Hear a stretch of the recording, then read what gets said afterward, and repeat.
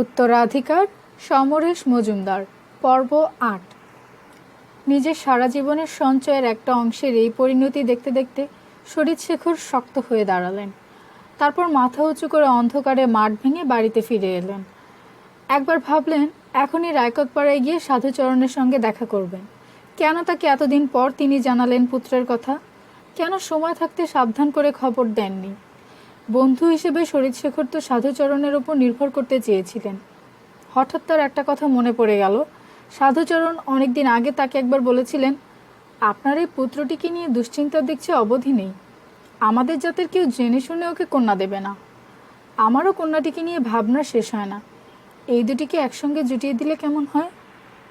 শরীরশেখর অবাক হয়ে বলেছিলেন, কী যাতা বলছো?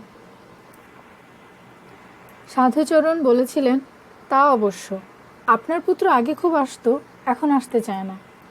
গাড়ি আর ঘোরালেন না তিনি, সোজা কিং সাহেবের ঘাটে চলে এলেন। তিস্তার এই ঘাটটা এখন জমজমাট। অজস্র খড়ের চালের দোকান হয়েছে চা খাবারের। সন্ধ্যের পর ঘাট বন্ধ হয়ে গেছে অনেকক্ষণ। অনেক কষ্টে বেশি বকশিসের লোভ দেখিয়ে শরীরশেখর একটা জোড়া নৌকো ভাড়া করে গাড়ি তুললেন তাতে। সেদিন গভীর রাত্রে বাড়ি ফিরে তিনি কিছুক্ষণ নিজের খাটের উপর গুম হয়ে বসে রইলেন। সবাই আন্দাজ করছে কিছু একটা হয়েছে, কিন্তু কেউ আগ বাড়িয়ে জিজ্ঞাসা করতে সাহস পাচ্ছে না। শেষ পর্যন্ত নিজেই ডাকলেন তিনি, হেম, মহিতোষ আর প্রিয়তোষকে। ওরা শুনলেন ওদের বাবা ওদের বড় দাদাকে আজ থেকে ত্যায্য পুত্র বলে ঘোষণা করলেন। খাটের একপাশে দেওয়ালের দিকে মুখ ফিরিয়ে ঘাপটি মেরে শুয়ে থাকা অনিমেষ কথাগুলো স্পষ্ট শুনতে পেল। দাদু আসার পরই ওর ঘুম ভেঙে গিয়েছিল, কিন্তু বুঝতে পেরেছিল সেটা টের পেতে দেওয়াটা বুদ্ধিমানের কাজ নয়। কিন্তু ত্যায্যপুত্র শব্দটার মানে কি? রহমত মিয়ার হাতে বাড়ি তরতর করে উঠতে লাগলো। ছাতি মাথায় শরীরশেখর সারাদিন মিস্ত্রিদের পেছনে লেগে রইলেন। ট্রাকে করে ইট বালি আসছে, ভাড়া বেঁধে মিস্ত্রিরা কাজ করছে। বাউন্ডারির মধ্যে একচালা করে মজুররা সেখানে আস্তানা করে নিয়েছে। সন্ধ্যের সময় ইটের উনুন জ্বালিয়ে রুটি সেঁকতে সেঁকতে রামলীলা গায় ওরা তার স্বরে। অনেক ঘুরে ঘুরে দেখে সারাদিন। শরীরশেখর ঠিক করেছেন সামনের বছর ওকে জিলা স্কুলে ভর্তি করিয়ে দেবেন। যেহেতু এটা প্রায় বছরের শেষ, ভর্তি হওয়া চলবে না। ফলে অনির আর বই নিয়ে বসতে হয় না। ছোট ছেলেমেয়েরা লাইন করে জাতীয় পতাকা হাতে নিয়ে গান গাইতে গাইতে যাচ্ছে। জিলা স্কুলে ভর্তি হতে অনেকে যে আরও কয়েক মাস অপেক্ষা করতে হবে। শরীরশেখর ওকে খবরের কাগজ পড়া শেখাচ্ছেন। রোজ বিকেলে যখন কাগজওয়ালা কাগজ দিয়ে যায়, তখন প্রথম পাতা জুড়ে মহাত্মা গান্ধী আর জওহরলাল নেহেরুর ছবি দেখতে পায় অনি। এখানে শোয়ার ব্যবস্থা হয়েছে এই রকম। বড় ঘরটায় শরীরশেখরের বিরাট খাটটা পাতা আছে। দামি মেহগনি কাঠের খাট। খাটের গায়ে চিন লণ্ঠন রাখার একটা স্ট্যান্ড। অনি দাদুর সঙ্গে ওই খাটে শোয়। সারাদিন মিস্ত্রিদের পেছনে খেটে শরীরশেখর সন্ধে পেরোলেই খাওয়া দাওয়া সেরে অনিকে নিয়ে শুয়ে পড়েন। অন্ধকার ঘরে দাদুর নাক ডাকা শুনতে শুনতে অনির কিছুতেই ঘুম আসে না। রাত হয়ে গেলে মজুররা আর গান গায় না, শুধু একলা একটা ঢোলক তালে তালে বেজে যায়। সেই বাজনা শুনতে শুনতে অনির মায়ের কথা মনে পড়ে যায়। আর তখনই বুক কেমন করে ওর কান্না আসে। এখানে ওর একটাও বন্ধু নেই, সমবয়সী কোনো ছেলের সঙ্গে ওর আলাপ নেই। পাশের ঘরে শোন হেমলতা। ঘরের এক কোণে রান্নার জিনিসপত্র, অন্য কোণে ঠাকুরের আসন। এইভাবে থাকা ওর কোনোদিন অভ্যাস নেই। প্রথম দিন ব্যবস্থা দেখে বলেছিলেন, ওমা, এইরকমভাবে থাকবো কি করে? শরীরশেখর কোনো জবাব দেননি। তবে বাড়ি তৈরি না হওয়া অবধি কষ্ট করতে হবেই, উপায় কি, এরকম একটা ভঙ্গি তার আচরণে ছিল। কিন্তু হেমলতা চমৎকার মানিয়ে নিলেন। এখানকার সংসার তার যত কষ্টকর হোক, তার নিজের।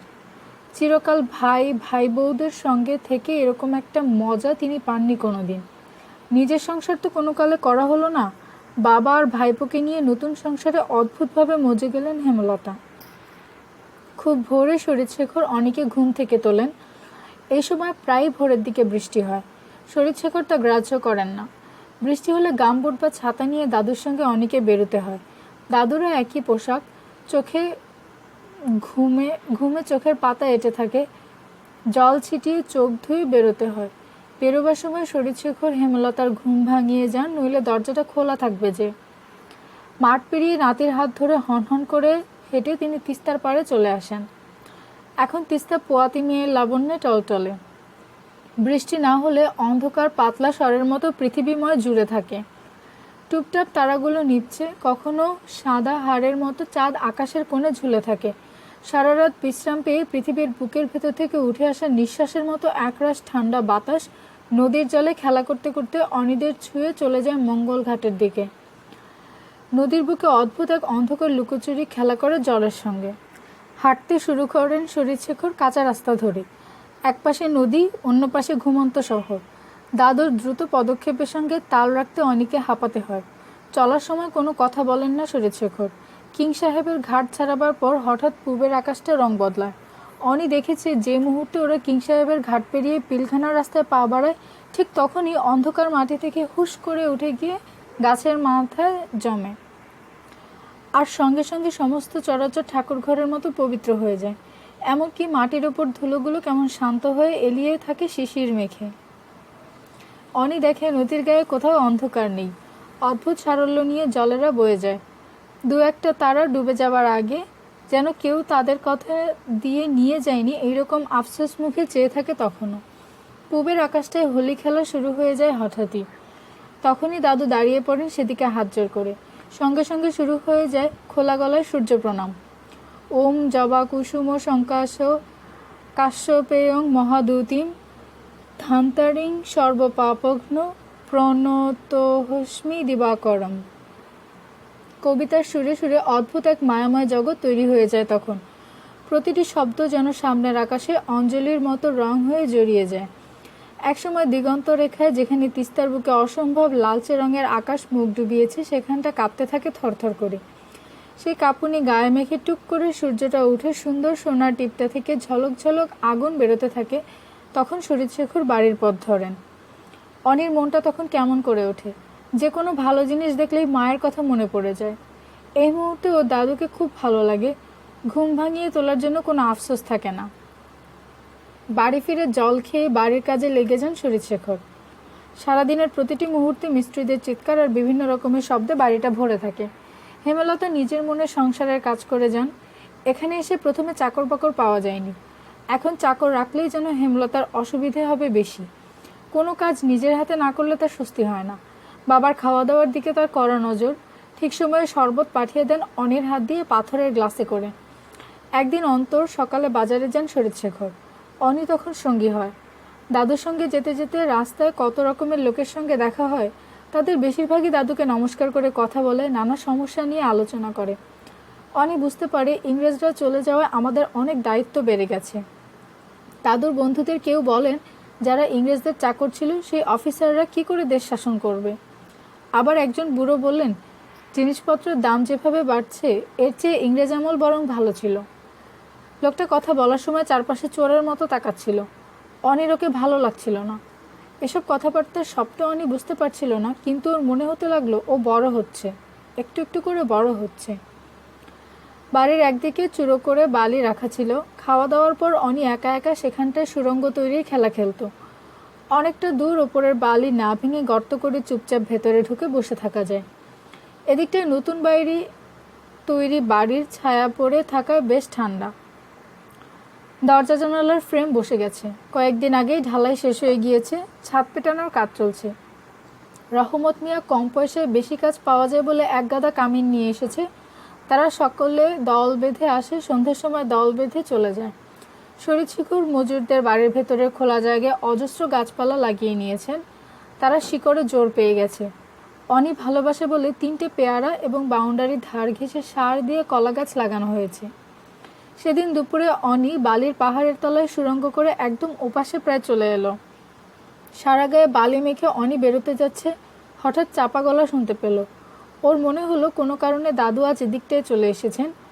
আজ এই বালি মাখা অবস্থায় তিনি যদি অনিকে দেখেন তাহলে নির্ঘাত শাস্তি পেতে হবে।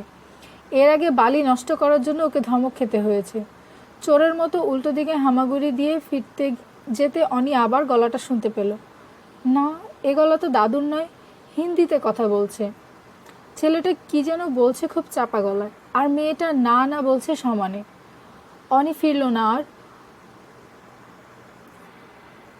ওরা কারা দেখার কৌতূহলে ও এগিয়ে গেল হামাগুড়ি দিয়ে। একদম শেষ প্রান্তে গুহার মুখটা বড় হয়নি, একটা বড় ছিদ্র হয়ে রয়েছে। অনি সেখানে চোখ রাখল। ও দেখতে পেল একটা মাঝবয়সী মজুর, যার দাড়ি আছে অনেকটা, আর রাত্রে রামলীলা গায়। নতুন আসা একটা লম্বা কামিনের হাত ধরে কথা বলছে। কামিনটা বারবার ঘাড় নাড়ছে আর ভয় পেয়ে চোখে চারপাশে তাকিয়ে দেখছে কেউ দেখে ফেললো কিনা। কিন্তু মজুরটা যেন কোনো কথা শুনতে রাজি নয়। হঠাৎ সে দুহাতে কামিনটাকে জড়িয়ে ধরে নিজের বুকে চাপতে লাগলো। কামিনটা প্রাণপণে নিজেকে ছাড়াতে চেষ্টা করে দুর্দাম মজুরটাকে বুকে ঘুষি মারতে লাগলো। মজুরটা ভীষণ অন্যায় করছে এটা বুঝতে পারছিল অনি। ওর মনে হলো কামিনটাকে বাঁচানো দরকার। চিৎকার করবে কিনা অনি যখন ভাবছে, ঠিক তখনই মজুরটা কামিনটাকে টপ করে চুমু খেয়ে ফেলল। অনি অবাক হয়ে দেখলো চুমু খেতেই কামিনটা কেমন হয়ে গেল। হাত পা ছুটছে না, প্রতিবাদ করছে না, বরং দুহাতে মজুরটাকে জড়িয়ে ধরেছে ও। আর মজুরটা ওর সমস্ত শরীরে আদর করার মতো করে হাত বোলাতে লাগলো। এখন চিৎকার করার কোনো মানে হয় না, কারণ মেয়েটা তো সাহায্য চাইছে না, এটুকু উনি বুঝতে পারলো। একসময় লোকটা কামিনের উপরের কালো জামাটা খুলে ফেললো। অনি কামিনটার পিঠ দেখতে পাচ্ছে। কালো শরীরের উপর একটা ফ্যাকাশে সাদা দাগ, অনেকদিন চাপা পড়ে থাকা ঘাসের রং। মজুরটার এখন সব আগ্রহ কামিনের বুকের ওপরে, যেটা অনির দিক থেকে আড়াল করা। হঠাৎ কার গলা ভেসে এলো। সাড়া দিতে দৌড়ে চলে গেল কামিনটাকে কি যেন বলে। মাটিতে পড়ে থাকা জামাটা দ্রুত তুলে নিয়ে এপাশে ফিরে হাঁটু গেড়ে বসে সে পড়তে লাগলো। অনি দেখল মেয়েটার তামাটে রঙের বড় বড় বুকের ওপর লালচে লালচে দাঁতের দাগ। এভাবে কোনোদিন এরকম বুক দেখেনি অনি। মেয়েটি জামা পরতে পরতে কি মমতা একবার দাগগুলোর উপর হাত বুলিয়ে নিল। তারপর অনির পাশে বালির উপর পিচ করে থুতু ফেলে হেলতে দুলতে চলে গেল। মেয়েটি চলে যাবার পর অসাড় হয়ে অনি শুয়ে থাকলো বালির ভেতর। ওর মাথা ঘুরছিল এবং বুঝতে পারছিল ওরা খুব খারাপ কিছু করছিল, যেটা সবার সামনে করা যায় না। মেয়েটা তাহলে প্রথমে অত ছটফট করছিল কেন? কেন লোকটাকে ঘুষি মারছিল? আবার পরে লোকটা যখন ওর বুকে অমন দাঁত বসিয়ে দিল, তখন ও কেন যন্ত্রণা পায়নি? কেন তখন ও মজুরটাকে আদর করছিল? হঠাৎ ওর মালবাবুর ছোট মেয়ে সীতার কথা মনে পড়ে গেল। সীতা ওর চেয়ে 1 বছরের ছোট, বাড়ি থেকে খুব কম বের হয়, কিন্তু ওর হাত একটু শক্ত করে ধরলে ভ্যা করে কেঁদে ফেলে। সীতাও কি বুকে ওরকম কামড়ে দিলে কাঁদবে না? সঙ্গে সঙ্গে ওর মনে পড়ল সীতার বুক তো ওদের মতোই একদম সমান। তাহলে বড় হলে সীতার বুক নিশ্চয়ই এই কামিনটার মতো হয়ে যাবে। আর বুক বড় হলে মেয়েটার নিশ্চয়ই ব্যথা লাগে না। সমস্যাটার এরকম একটা সমাধান করতে পেরে অনেক অন্যমনস্ক হয়ে পড়তেই চাপ লেগে বালির দেওয়াল ধসে পড়ল। অনি দেখলো ওপরের বালি হুড়মুড়িয়ে তাকে চাপা দিতে আসছে। কোনো রকমই টেনে হিঁচড়ে ও বাইরের খোলা হাওয়ায় বেরিয়ে এলো। বাড়ি তৈরি শেষ হয়ে গেলে হেমলতার চাপে শরীরশেখর ঘটা করে গৃহপ্রবেশের ব্যবস্থা করলেন। ঝকঝকে তক্তকে বাড়ির দিকে তাকালে তার চোখ জুড়িয়ে যায়। নতুন রং আর সিমেন্টের গন্ধ নাক ভরে নেন তিনি। সাধুচরণের সঙ্গে এখানকার কালীবাড়ির পুরোহিতদের খুব ভাব আছে। তিনি শরীরশেখরকে কলকাতার কাছে হালিশহরে এক তান্ত্রিকের খবর দিলেন, যিনি নাকি সিদ্ধ পুরুষ। অনেক চেষ্টা চরিত্র করে তাকে আনানোর ব্যবস্থা হলো। স্বর্গছেড়া থেকে সবাই এসে হাজির। এখানে আসার পর অনি একদিনও স্বর্গছেড়ায় যায়নি। শরীরশেখর পাঠাতে চেয়েছিলেন, কিন্তু মহিতোষ জানিয়েছিলেন এত ঘন ঘন এলে শহরে মন বসবে না। মাধুরী আসার পর হেমলতা বললেন, দেখ তোর ছেলে কত রোগা হয়ে গেছে। মাধুরী ছেলের মুখের দিকে তাকিয়ে একটু হেসে বললেন, রোগা কোথায়, ও দেখছি বেশ লম্বা হয়েছে। হেমলতা বললেন, হবে না কেন, এ বংশের ধারাই তো লম্বাটে। একসময় একটু একলা পেয়ে মাধুরী ছেলেকে জিজ্ঞাসা করলেন, হ্যাঁ রে, আমার জন্য তোর মন কেমন করে না? আর সঙ্গে সঙ্গে অনি ভ্যা করে কেঁদে ফেলল। সেই কান্না শুনে বাড়ির সবাই ছুটে এসে দেখলো অনি মাধুরীকে জড়িয়ে ধরে কাঁদছে। মাধুরী ছেলেকে যত থামাতে চান, কান্না তত বেড়ে যেতে লাগলো। শেষ পর্যন্ত হেমলতা বললেন, না ভাই, এতদিন পর দেখা হলো আর তুমি ওকে বকাবকি করছো, এটা উচিত হয়নি। এমনকি শরীরশেখর অবধি যেতে যেতে হঠাৎ দাঁড়িয়ে বললেন, না বৌমা, তুমি বড্ড ছেলেকে শাসন করো। মাধুরী লজ্জায় মরে যান। ছেলে যে এভাবে কেঁদে উঠবে বুঝতে পারেননি তিনি। তোড়জোড় চলতে লাগলো গৃহপ্রবেশের। কাল মঙ্গলবার, সব মিলিয়ে দিন ভালো। আত্মীয় স্বজন তো আছেনই। শরীরশেখর শহরের সমস্ত বন্ধুদের নিমন্ত্রণ করেছেন, কিন্তু আজ সকাল থেকে আকাশ মেঘলা, টিপটিপিয়ে বৃষ্টি পড়ছে। কে যেন এসে বলে গেল তিস্তার জল বেড়েছে। ভোরে বেড়াতে যাবার সময় শরীরশেখর তেমন কিছু লক্ষ্য করেননি। উঠোনে ভিয়েন বসেছে। কাল দুপুরে খাওয়া দাওয়া হলেও আজ থেকে মেয়েদের রান্নাঘরে যেতে হচ্ছে না। সন্ধ্যার ট্রেনে হালিশহরের সিদ্ধপুরুষ একজন শিষ্য সমেত এসে গেলেন। শরীরশেখর মহিতোষকে নিয়ে স্টেশনে গিয়েছিলেন তাকে আনতে। কিন্তু তিনি সোজা গিয়ে কালীবাড়িতে উঠলেন।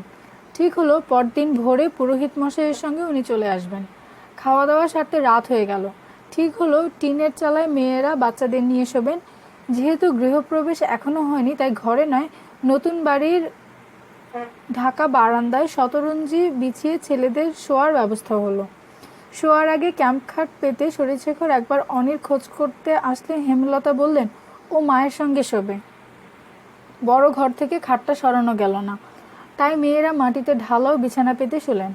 খাটের ওপর মাধুরী আর অনি। মাধুরী নিচেই শুতে চেয়েছিলেন, হেমলতা বকাবকি করাতে রাজি হতে হলো। মায়ের কাছে এতদিন বাদে শুয়ে অনির কিছুতেই ঘুম আসছিল না। মায়ের গন্ধ, মায়ের নরম হাত ওকে কেমন আবিষ্ট করে রেখেছিল। মাধুরী একসময় চাপা গলায় বললেন, তুই সকালে এমন বোকার মতো করে কাঁদলি কেন? সবাই আমাকে বকলো। অন্ধকার ঘরে মায়ের বুকের কাছে মুখ রেখে অনি বলল, তুমি আমাকে বললে কেন? তুমি জানো না বুঝি? মাধুরী ছেলেকে বুকে জড়িয়ে ধরলেন। মায়ের বুকের ওপর গাল রাখতে গিয়ে অনির চট করে সেই কামিনটার কথা মনে পড়ে গেল। ও বলল, মা, তোমার বুকে যদি আমি কামড়ে দাগ করে দিই তাহলে তোমার লাগবে না? চাপা গলায় ছেলের প্রশ্নটা শুনে মাধুরী হকচকিয়ে গেলেন। অনি যে এ ধরনের প্রশ্ন করবে ভাবতেই পারেননি। কোনো রকমে বললেন, মানে? অনি বলল, জানো, এখানে না একটা কামিনের বুকে একটা কুলি অনেক দাঁত বসিয়ে দিয়েছিল, কিন্তু কামিনটা একদম কাঁদেনি। বড় বুকে কামড়ালে লাগে না, না? উত্তেজনায় মাধুরী উঠে বসতে যাচ্ছিলেন। কোনো রকমে কৌতূহল চেপে জিজ্ঞাসা করলেন, তুই কি করে জানলি? তখন অনি পুটুর পুটুর করে মাকে সব কথা বলল, এমনকি সীতার কথাটাও। মাধুরী কি করবেন প্রথমে বুঝতে পারছিলেন না। ব্যাপারটা খারাপ বললে ছেলের যদি কৌতূহল বেড়ে যায়। শেষ পর্যন্ত মাধুরী বললেন, ওরা ভীষণ অন্যায় করেছে, তাই লুকিয়েছিল। তুমি ওসব আর দেখবে না, ওসব দেখলেও পাপ হয়, ভগবান রাগ করেন। অনি বলল, আমার তাহলে পাপ হয়েছে? মাধুরী ছেলের মাথায় হাত রাখলেন। না না, মায়ের কাছে সব কথা খুলে বললে কোনো পাপ আর থাকে না। তুমি চিরকাল আমাকে সব কথা খুলে বললো অনি। মাধুরীর খেয়াল হলো তার পেটে আরেকটি সন্তান এসে গেছে। এই অবস্থায় টান টান হয়ে শোয়া উচিত নয়। মাধুরী হাঁটু দুটো পেটের কাছে নিয়ে এসে পাশ ফিরে শুলেন। সিদ্ধপুরুষ তান্ত্রিকের নাম শনি বাবা। বিশাল তার চেহারা, যেমন ভুঁড়ি তেমনি লম্বা। লাল কাপড় পরে খরম পায়ে রিক্সা থেকে যখন নামলেন তখন ভয়ে অনির চোখ বন্ধ হবার জোগাড়। পিসিমা আগে গল্প করেছিলেন তান্ত্রিকেরা নাকি ইচ্ছে করলে যা খুশি করতে পারে। শনি বাবাকে দেখলেই বুক হিম হয়ে যায়, সামনে যাবে কি। পুজোয় বসার আগে শনি বাবা একবার নতুন বাড়ির চারপাশে পাক দিয়ে এলেন। যে ঘরটা ঠাকুর ঘর হবে বলে হেমলতা ঠিক করেছিলেন, সেখানেই পুজোর আসন পাতা হয়েছে। আসনে বসে অনেকটা ধ্যানস্থ হয়ে থাকলেন শনি বাবা। ওর সামনে কোনো মূর্তি নেই, শুধু চারটে মোটা চন্দন কাঠের টুকরো ছড়ানো বালির ওপর সাজানো রয়েছে। শনি বাবার অনেকটা পেছনে ঘরের মধ্যে শরীরশেখর হাঁটু গেড়ে বসে, তার পেছনে পুরোহিত মশাই, মহিতোষ এবং সাধুচরণ বসে আছেন। প্রিয়তোষ রান্নাবান্নার দিকটা তদারক করছে। মেয়েরা ভিড় করে দরজায় দাঁড়িয়ে, ভেতরে ঢুকতে সাহস পাচ্ছে না কেউ। ওদের আড়ালে দাঁড়িয়ে সামান্য ফাঁক দিয়ে অনি শনি বাবার পিঠটা দেখতে পাচ্ছে। হেমলতা মাধুরীকে বলেছেন অনিকে যেন শনি বাবার সামনে খুব একটা যেতে না দেওয়া হয়, কারণ তান্ত্রিক মানুষকে বিশ্বাস নেই। ছোট ছেলে মেয়েদের প্রতি নাকি ওদের আগ্রহ থাকে। শোনার পর থেকে মাধুরী ছেলেকে আগলে আগলে রাখছেন। হঠাৎ শনি বাবা টান টান হয়ে বসলেন, তারপর চোখ খুলে সোজা হয়ে দাঁড়ালেন।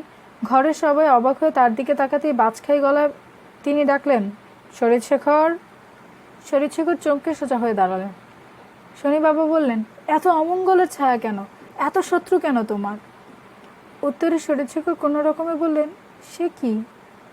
শনি বাবা বললেন, এর মধ্যে ওরা কাজ শুরু করে দিয়েছে। এভাবে চললে খুব শীঘ্র তোমার অঙ্গহানি হবে। আমি বাড়িতে ঢুকতেই অনুভব করেছিলাম কেউ একজন খুশি হলো না। শরীরশেখর হাত জোর করে বললেন, আমি তো জেনে শুনে কোনো অন্যায় করিনি বাবা, আপনি দেখুন।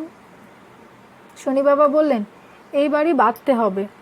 তোমরা একটা কুলোয় 4টে প্রদীপ, 4 পাত্র দুধ, 4টে ফল আর 4টে জবা ফুল তুলসী পাতার ব্যবস্থা করো এক্ষুনি।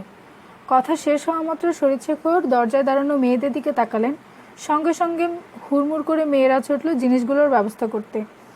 মোটামুটি সবাই পুজোর ব্যাপারে আনা ছিল। কয়েক মিনিটের মধ্যে শরীরশেখর কুলোটাকে শনি বাবার সামনে ধরলেন। সেদিকে একবার চোখ বুলিয়ে শনি বাবা মাটিতে রাখা তার লাল ঝুলিটা থেকে একটা কাঠের বাক্স বের করলেন। কাঠের বাক্সের ডালাটা সন্তর্পণে খুলতে শরীরশেখর দেখতে পেলেন তার মধ্যে 2 ইঞ্চিটা লম্বা 4টে ফনাতলা গোখরো সাপ রয়েছে। কুচকুচে কালো ইস্পাতের তৈরি সাপগুলোর ফনার ডগা খুব সচল, চট করে জ্যান্ত বলে ভুল হয়। শনি বাবা সেগুলো বের করে কুলোর উপর রাখলেন। তারপর বললেন, এরা তোমার বাড়ি রক্ষা করবে। এই কুলোটাকে মাথার উপর নিয়ে তুমি বাইরে চলো, এদের প্রতিষ্ঠা করতে হবে। সম্মোহিতের মতো শরীরশেখর কুলো মাথায় তুলে নিলেন। মেয়েরা সঙ্গে সঙ্গে দরজা ছেড়ে দিল। মাধুরী ছেলেকে আড়াল করে সবে দাঁড়ালেন। প্রথমে শনি বাবা, তার পেছনে কুলো মাথায় শরীরশেখর। পুরোহিত মশাই, মহিতোষ, সাধুচরণ লাইন দিয়ে ঘর থেকে বেরোলেন। যেতে যেতে শনি বাবা বললেন, একটা কোদাল আনতে বলো কাউকে। কথাটা শুনে দূরে দাঁড়ানো প্রিয়তোষ এক ছুটে কোদাল নিয়ে এলো। শনি বাবা প্রথমে গেলেন বাড়িটার পূর্ব দক্ষিণ কোণে। তারপর কী ভেবে বাগান পেরিয়ে একদম বাউন্ডারির কোণায় চলে এসে ইঙ্গিতে প্রিয়তোষকে মাটি খুঁড়তে বললেন। প্রিয়তোষ যখন অনেকটা গর্ত করে ফেলেছে তখন তিনি গম্ভীর গলায় মা বলে ডেকে শরীরশেখরের কুলো থেকে প্রথমে একটা সাপকে সযত্নে গর্তের ভেতর বসিয়ে দিলেন। তারপর নৈবেদ্যের মতো প্রদীপ, ফল, ফুল একটা করে তার সামনে সাজিয়ে তিনি নিজের হাতে মাটি চাপা দিতে লাগলেন। মাটি সমান হয়ে গেলে বললেন, 7 দিন যেন কেউ এখানে পা না দেয়, যে দেবে তার মৃত্যু অনিবার্য। একে একে বাড়ির 3টি কোণে সাপ প্রতিষ্ঠা করা হয়ে গেলে হঠাৎ হাওয়া উঠল বেশ। গাছের ডালপালাগুলো শব্দ করে দুলতে লাগলো। শনি বাবা একবার আকাশের দিকে মুখ করে কিছু দেখলেন, তারপর শরীরশেখরের দিকে তাকিয়ে বললেন, বেঁচে গেলি। পুজো শুরু হতে নিমন্ত্রিতদের আসা শুরু হয়ে গেল। শরীরশেখরের নির্দেশে পুজো শেষ না হলে খাওয়া দাওয়া হবে না। বৃষ্টি আসতে পারে যে কোনো মুহূর্তে, তাই ঢাকা লম্বা বারান্দায় খাওয়ার ব্যবস্থা হয়েছে। পুজো করতে করতে শনি বাবা অদ্ভুত রহস্যময় হয়ে উঠেছেন। মাঝে মাঝে অদৃশ্য কাউকে ধমক দিচ্ছেন, হাসছেন আর ছেলে মানুষের মতো অভিমান করছেন। শেষে চন্দন কাঠে আগুন জ্বালালেন তিনি। পুড়ছে কাঠ, অদ্ভুত সুগন্ধযুক্ত ধোঁয়া বেরোচ্ছে তা থেকে। হঠাৎ ঝুলি থেকে কিছু একটা বের করে তাতে ছুড়লেন শনি বাবা। সঙ্গে সঙ্গে দাউ দাউ করে আগুন জ্বলে উঠল। শনি বাবা শরীরশেখরকে বললেন, এবার অগ্নি আমায় আকর্ষণ করবে, তোমরা আমাকে ধরে রাখবে। কথাটা বলে শনি বাবা উঠে দাঁড়িয়ে সেই বস্তুটি আরও ওই আগুনে ছড়িয়ে দিয়ে মা মা বলে ডাকতে লাগলেন। সঙ্গে সঙ্গে আগুনের শিখা বাড়তে লাগলো। ক্রমশ তা বিশাল আকার ধারণ করে শনি বাবার মাথা ছাড়িয়ে উঠে গেল। আর তখনই শনি বাবার সমস্ত শরীর থরথর করে কাঁপতে লাগলো। খুব আলতো করে শরীরশেখর শনি বাবাকে স্পর্শ করে দাঁড়িয়েছিলেন। হঠাৎ মনে হলো শনি বাবাকে কে যেন সামনের দিকে টানছে প্রচণ্ড জোরে। একসময় তিনি নিজে যেন শনি বাবাকে ধরে রাখতে পারবেন না বলে মনে হলো। ওর অবস্থা দেখে পুরোহিত মশাই উঠে এসে হাত লাগালেন। শনি বাবা তখন অনর্গল সংস্কৃত শব্দ সংযোগে মাকে ডেকে যাচ্ছেন। তার শরীরের উত্তাপে যেন শরীরশেখরের হাত পুড়ে যেতে লাগলো। শেষ পর্যন্ত কেউ যেন পোলতে কামানের মতো আগুনটাকে কমিয়ে দিতে শনি বাবার কাঁপুনিটা হঠাৎ থেমে গেল।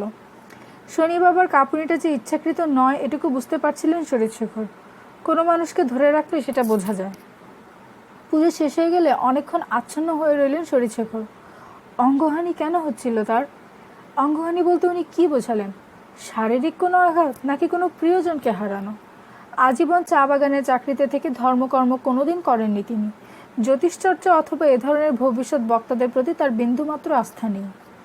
এখন তার যে বয়স, সেখানে এলে বেশিরভাগ বাঙালিরা দীক্ষা নেয়। শরীরশেখরের চিন্তা তার ধার দিয়েও যায় না। এমনকি হেমলতা যখন সেই 20-22 বছরে তার কাছে এসে বলল যে সে দীক্ষা নিতে চায়, ভীষণ অস্বস্তিতে পড়েছিলেন তিনি। বাল বিধবা মেয়েকে পুনর্বিবাহ দেবার মতো পরিবেশ চা বাগানে ছিল না।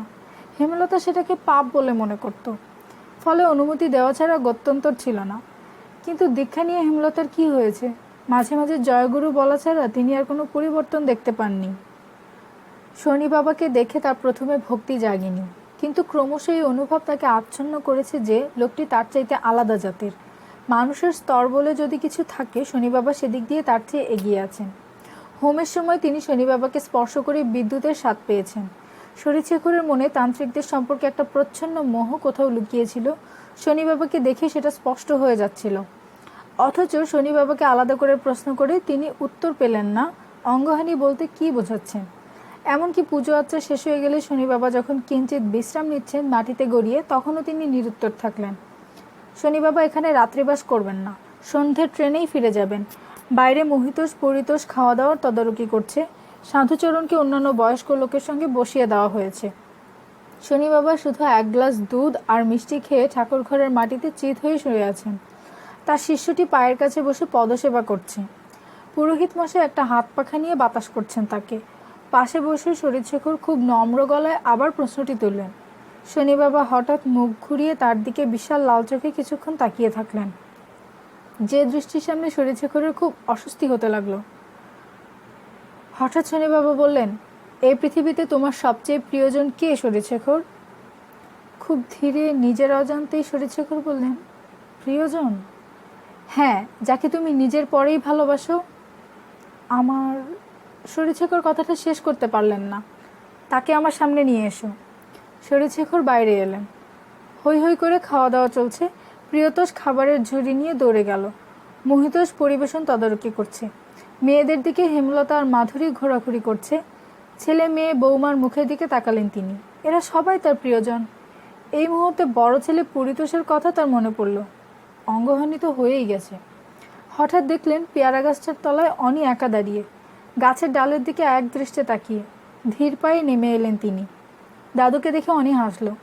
নাতির কাঁধে হাত রাখলেন শরীরশেখর। কি করছো দাদু? একটা নীল রঙের পাখি এইমাত্রই উড়ে গেল। অনির মুখ উজ্জ্বল। খেয়েছো? হ্যাঁ। আমার সঙ্গে এসো, বাবা তোমাকে ডাকছেন। শরীরশেখর নাতিকে নিয়ে ঘরমুখো হলেন। কথাটা শুনেই অনি আড়ষ্ট হয়ে গেল। হেমলতার কথা সে শুনেছে। শনি বাবার কাছে নিয়ে যাচ্ছে দাদু, অথচ পিসিমা বারণ করছেন। শনি বাবাকে দেখলেই তার ভয় লাগে। বুক ঠিপ ঠিপ করতে লাগলো তার। শরীরশেখর নাতির অবস্থাটা বুঝতে পেরে বললেন, ভয় কি? উনিও তো মানুষ, তোমার কোনো ক্ষতি করবেন না।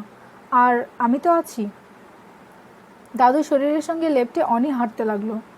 দৃশ্যটা প্রথমে মাধুরীর নজরে পড়ল। তিনি কয়েক পা এগিয়ে হেমলতাকে বললেন। ওরা সবাই অবাক হয়ে দেখলেন অনিকে নিয়ে পুজোর ঘরে ঢুকে শরীরশেখর দরজা ভেজিয়ে দিলেন ভেতর থেকে।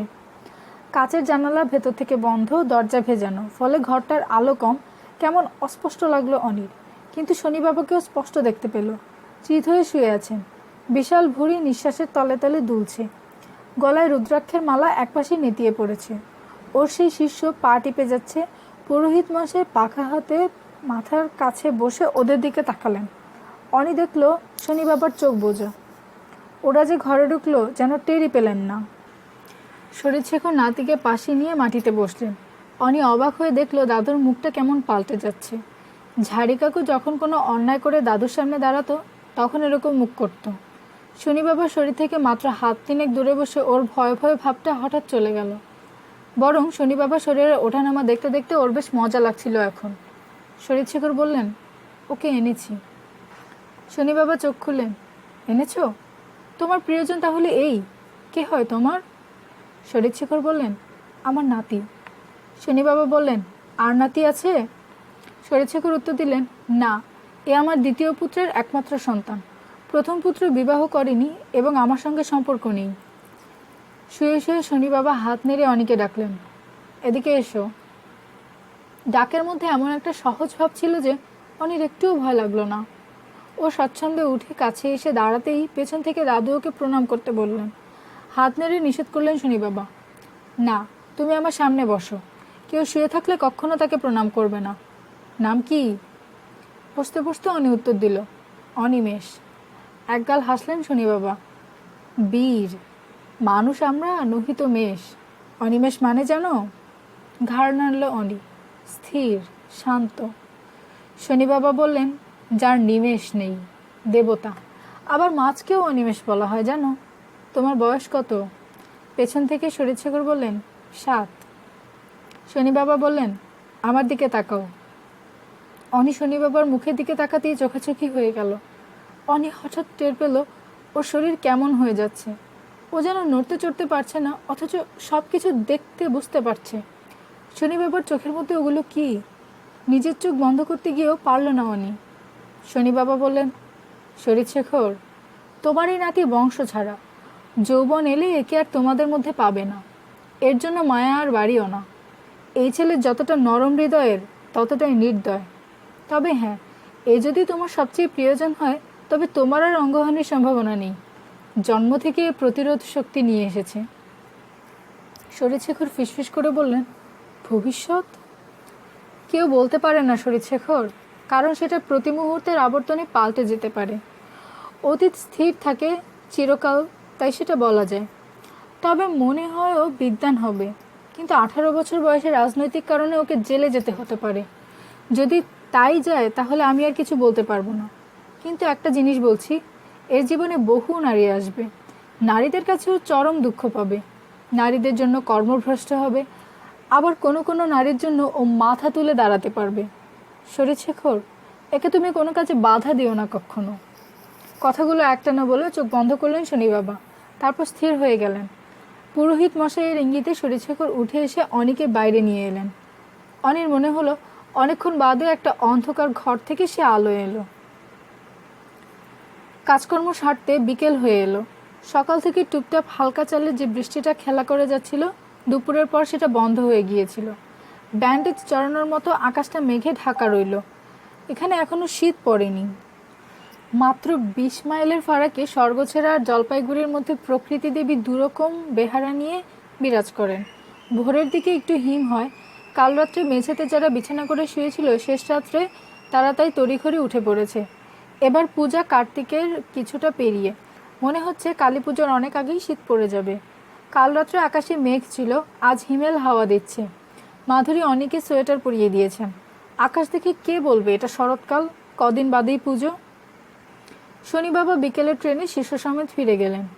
জলো হাওয়া লাগলে টনসিল ফুলবে বলে অনিমেষকে স্টেশনে নিয়ে যাননি শরীরশেখর। ওরা ফিরতে ফিরতে মেঘে মেঘে প্রায় সন্ধে হয়ে গেল।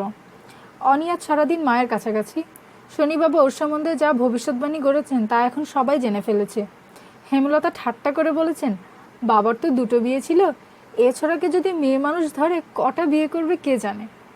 মাধুরী চাপা গলায় বলেছিলেন, ওইটুকুনি ছেলের সামনে এসব কথা কেন যে ওরা বললেন। হেমলতা বলেছিলেন, ভীমরতি গো ভীমরতি, নাতি নাতি করে বাবা হেদিয়ে গেলেন। তুমি জানো না এই কটা মাস আমাকে সবসময় পিটপিট করছেন যেন অনের কোনো কষ্ট না হয়। তুমি হাসছো যে। মাধুরী বলেছিলেন, আপনার ভাই বলে আপনিই নাকি ওকে বেশি প্রশ্রয় দেন।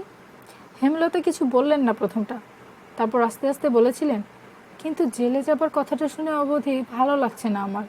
হ্যাঁ গো, লোকটা সত্যিই সিদ্ধ পুরুষ নাকি? কথাটা এক ফাঁকে মহিতোষকে জিজ্ঞাসা করেছিলেন মাধুরী। সিগারেট খেতে ছাদে গিয়েছিলেন মহিতোষ। এখনও ছাদের অনেক কাজ বাকি।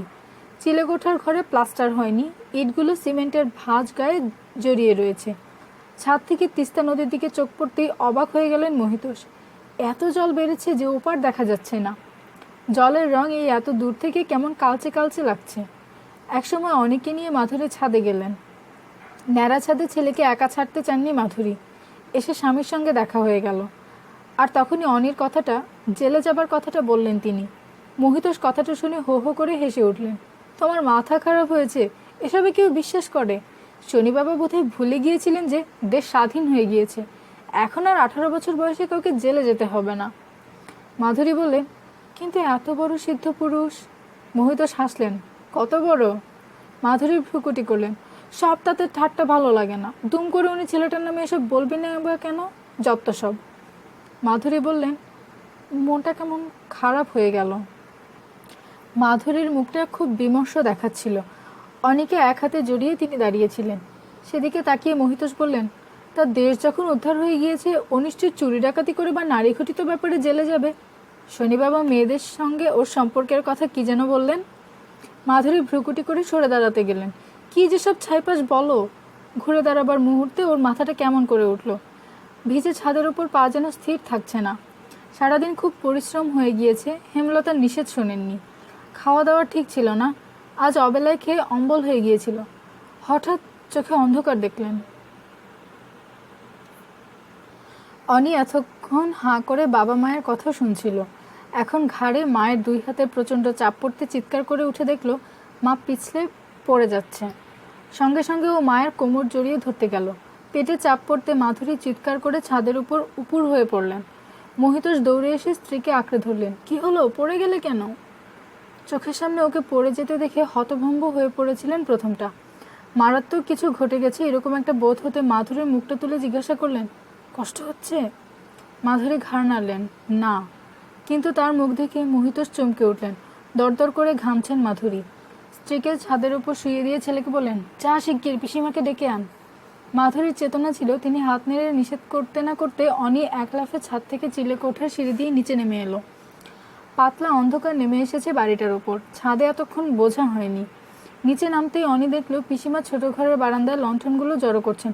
ও চিৎকার করে উঠল, পিসিমা তাড়াতাড়ি এসো, মা কেমন করছে। চিৎকারটা হঠাৎ কান্না হয়ে যেতে হেমলতা চমকে সোজা হয়ে দাঁড়ালেন। লণ্ঠন পড়ে রইল। তিনি দূরদার করে অনির দিকে ছুটে এলেন। শরীরশেখর সবে স্টেশন থেকে এসে পাঞ্জাবি খুলে হাত পাখার বাতাস খাচ্ছিলেন। অনি চিৎকার শুনে তিনিও হন্তদন্ত হয়ে বেরিয়ে এলেন। হেমলতা তার ভারী শরীর নিয়ে অনির কাছে এসে দেখলেন ছেলের মুখ সাদা হয়ে গেছে ভয়ে। তোর মা কোথায়, কি হয়েছে? অনি কথা বলতে পারছিল না। আঙুল দিয়ে ছাদটা দেখিয়ে দিল। এক পলক ওপর দিকে তাকিয়ে হেমলতা গজগজ করতে করতে ছাদের সিঁড়ির দিকে ছুটলেন। এই সন্ধেবেলায় আবার ছাদে উঠলো কেন? এত করে বললাম পেটের বাচ্চা নড়াচড়া করছে যখন, তখন খাটাখাটুনি করো না। তা শুনবে আমার কথা? শরীরশেখর দ্রুত এসে অনিকে জিজ্ঞাসা করলেন, কি হয়েছে দাদু? অনি কেঁদে ফেলল, মা পড়ে গেছে। শরীরশেখর আর দাঁড়ালেন না। অনি দাদুর পেছনে পেছনে ছাদে ছুটল।